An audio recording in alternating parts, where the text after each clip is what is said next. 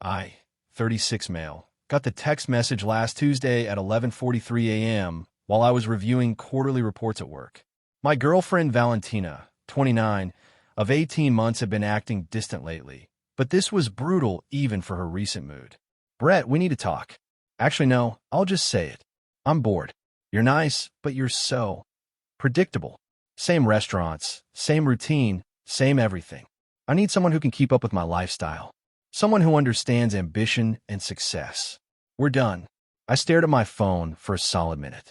Then typed back, I understand. She replied instantly. That's it? That's all you have to say? Yes. Wow. Shows how much you cared. Don't contact me again.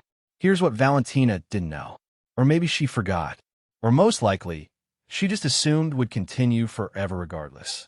About 8 months ago, she'd been struggling. Her influencer marketing consultancy wasn't bringing in clients. She was behind on her apartment rent. Her car payment was overdue, and she was stressed about maintaining appearances for her Instagram following, 12K followers, mostly bought, but whatever. I'd offered to help temporarily. Added her as an authorized user on my business credit line, the one I use for my accounting firm's expenses. Told her it was just for emergencies while she got back on her feet. She promised it would only be for a month or two max. But emergencies apparently included weekly spa treatments, $400 each, designer bags for client meetings, boutique shopping sprees, premium gym membership plus personal trainer, expensive dinners with her friends, where she'd always grab the check to look successful. I've been covering about $8,000 a month of her lifestyle. My accountant brain had been tracking every penny, but my stupid heart kept making excuses. She was building her business. She needed to look the part. She'd pay me back when things took off. Tuesday at 12:15 p.m., exactly 32 minutes after being dumped for being too boring, I logged into my business banking portal. Removed authorized user, Valentina Rossi. Effective immediately. Call the credit card company. Yes, I need to report that this user is no longer authorized. Please decline any pending authorizations. The customer service rep was helpful. Sir, there are several pending charges. Should I decline those as well? Every single one. Wednesday morning, the text started. Update 1. The first text came at 10:23 a.m. Wednesday. My car got declined at SoulCycle. Fix it. I didn't respond. 10:31 a.m. Brett, this isn't funny. I have a client lunch at Nobu. Call the bank. 10:45 a.m. Are you seriously this petty? 11:02 a.m.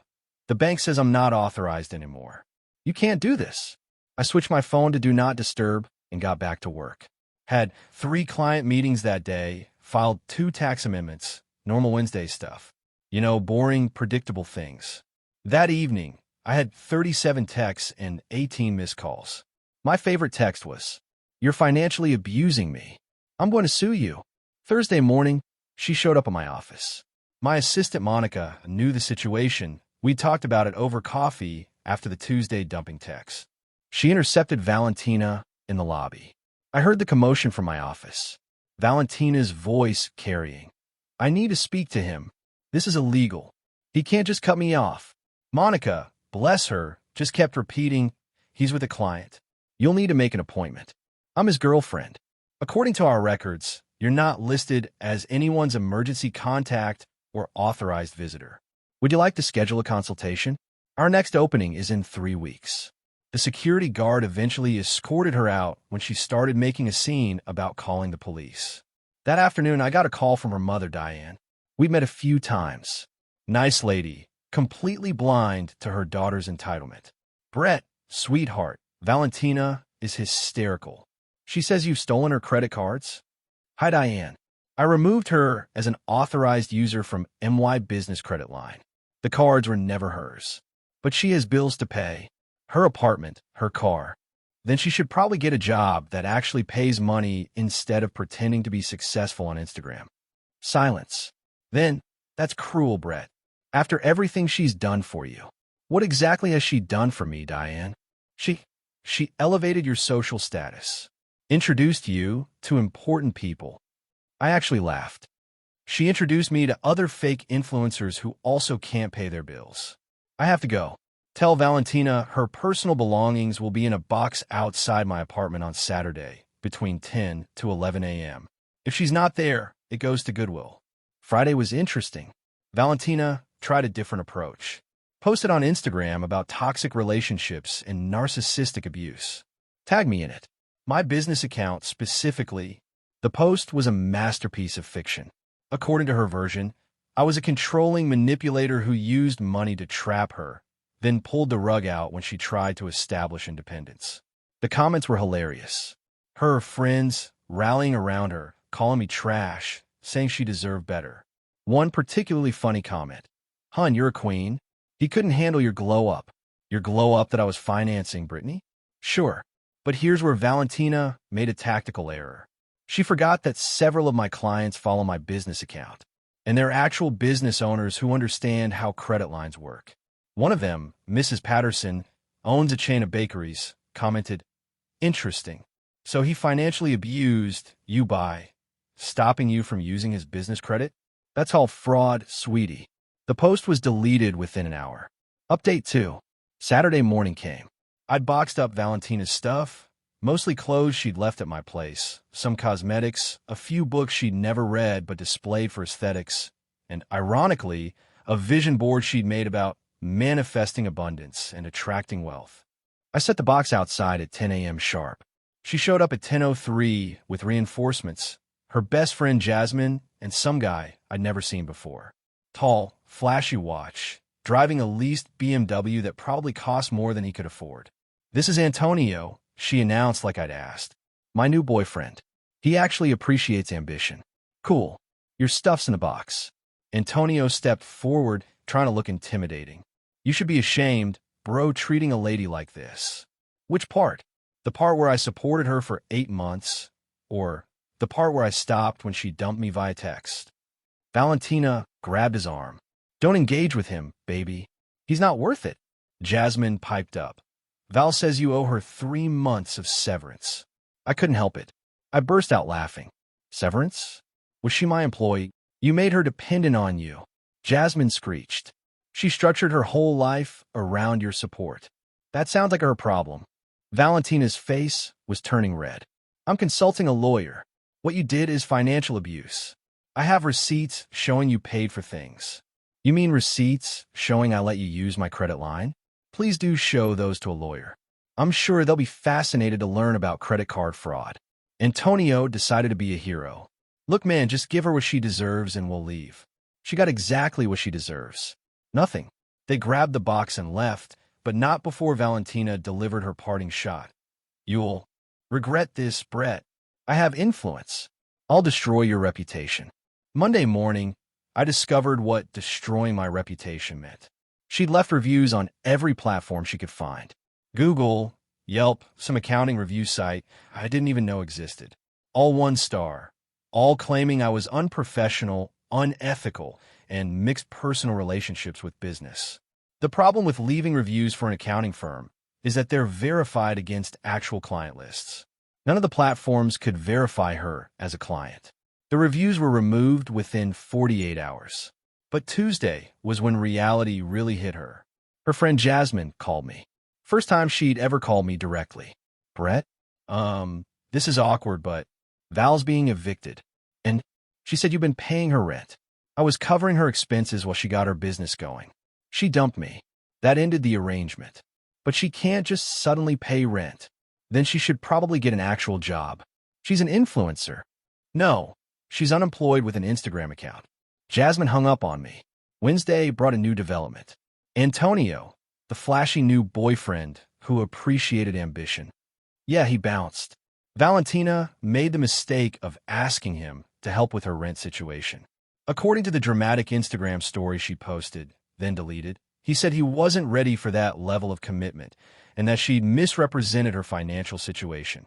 Translation: he thought she had money and ran when he found out she was broke. Update 3. By week 3, things got genuinely unhinged. Valentina's lifestyle had completely collapsed, and she was in full panic mode. First came an email to my clients. Somehow she'd gotten hold of my client list, probably from when I'd let her help with filing one day. Stupid, I know. She sent a mass email claiming I was under investigation for financial impropriety and that they should seek alternative accounting services. Fortunately, I'd been proactive. After her Instagram stunt, I'd already reached out to my clients explaining that a former personal relationship had ended badly and to ignore any strange communications. Most of them found the whole thing more amusing than concerning.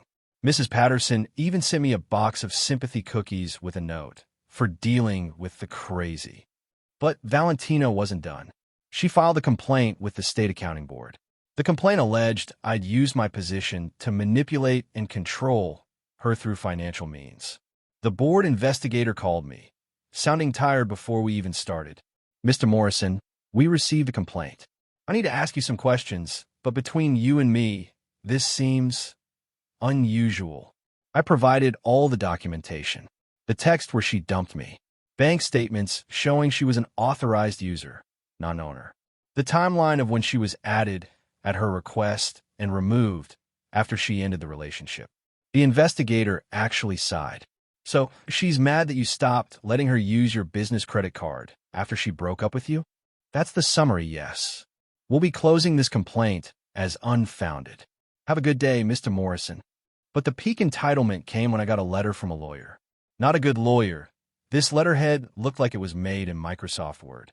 The lawyer, Theodore Benson, ESQ. I looked him up. He mostly did traffic tickets. Demanded 1. 3 months of transitional support at $8,000 per month. 2. Compensation for emotional distress, $15,000. 3.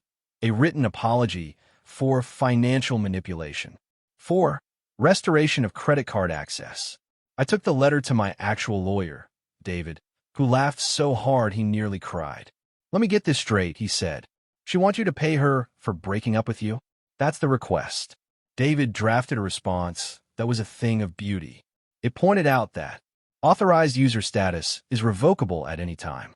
She had no legal entitlement to continued access. Her own text messages showed she ended the relationship. Any further harassment would result in a restraining order. If she pursued this, we'd countersue for the misuse of business funds for personal expenses. Theodore Benson, ESQ, never responded. Meanwhile, Valentina's Instagram was becoming a train wreck. She'd gone from posting luxury hauls and spa days to real friends would help a girl in need broken heart. Why is rent so expensive? Anyone know places that are hiring? Management positions only. I don't do entry-level. Her follower count dropped from 12K to about 3K in 2 weeks. Turns out, people don't want to follow an influencer who can't actually afford anything. The last straw came when her car got repossessed. She live-streamed it happening, crying about systemic oppression and how society punishes ambitious women. The repo guy just looked confused and kept saying, "Ma'am, you haven't made a payment in 3 months." Her mom called me one more time. "Brett, she's moving back home. She's destroyed." "I'm sorry to hear that, Diane." Are you? Are you really? You did this to her?" "No, Diane. I stopped enabling her."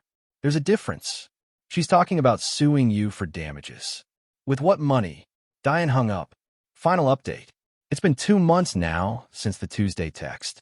I wanted to give one last update because the conclusion is just perfect. Last week, I was at a coffee shop downtown, meeting a new client. As I'm leaving, I spot Valentina at a corner table. She's wearing normal clothes, jeans, and a regular t-shirt, not the designer, everything she used to parade around in. She's with a guy in a suit, but something's different. She's taking notes, actual notes, and the guy is clearly interviewing her. We made eye contact. She went pale, then red, then looked away. I just kept walking. Later that day, I got a text from an unknown number. "Hi, Brett. It's Val. I saw you today. I was interviewing for an entry-level marketing position at Coleman Tech. I know you won't believe me, but I wanted to say, I get it now. What you were trying to tell me about actually working for things. I didn't deserve your help, and I definitely didn't deserve to treat you that way.